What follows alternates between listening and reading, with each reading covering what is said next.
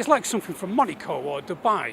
አዲስ አበባ እኮ አሁን ሞናኮን ወይም ደግሞ ዱባይን ሆናለች። በጣም ውብና አረንጓዴ በእግርም ሆነ በሳይክል እየተጓዙ ለመዝናናትና ከተማዋን ለማየት በጣም ምቹ ናት። ስመጣ ለሁለተኛ ጊዜ ሲሆን ለውጧን ካሰብኩት በላይ ነው ያገኘሁት። ከ10 ዓመት በፊት የምናውቃትና አሁን ከጥቂት ዓመታት ወዲህ ያለችው አዲስ አበባ ፈጽሞ አይገናኙም። ባርሴሎና ወይም ሞናኮ ያለው ነው የመሰለኝ። ለውጧ በእውነቱ በጣም አስደናቂ ነው። A big surprise and it's very impressive.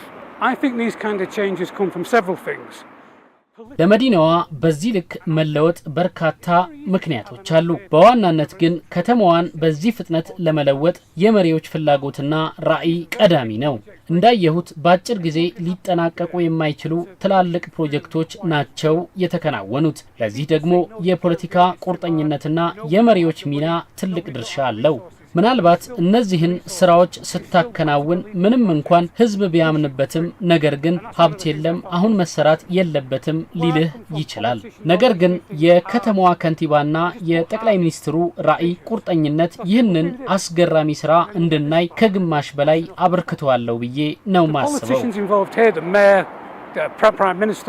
They've pushed it all the way through. I think there are cities across the entire globe. በታተመው መጽሐፍ ውስጥ ጽፌያለሁ። የአፍሪካ ከተሞቻቸውን እንዴት መገንባት እንዳለባቸው ከአዲስ አበባ መማር አለባቸው። አዲስ አበባ ባከናወነችው የከተማ ልማት ስራ ውስጥ ዘመናዊ የጤናና የትምህርትን ጨምሮ በርካታ ማህበራዊና ኢኮኖሚያዊ አገልግሎቶችንም አጣጥማለች። ከዛ ውጪ በአሜሪካና የምስራቅ አውሮፓ ከተሞች ያለውን የአረንጓዴ ሽፋንንም ለማየት ችያለሁ። ከአፍሪካ ባሻገር የዓለም ከተሞች ከአዲስ አበባ መማር አለባቸው ብዬ ነው ማስበው።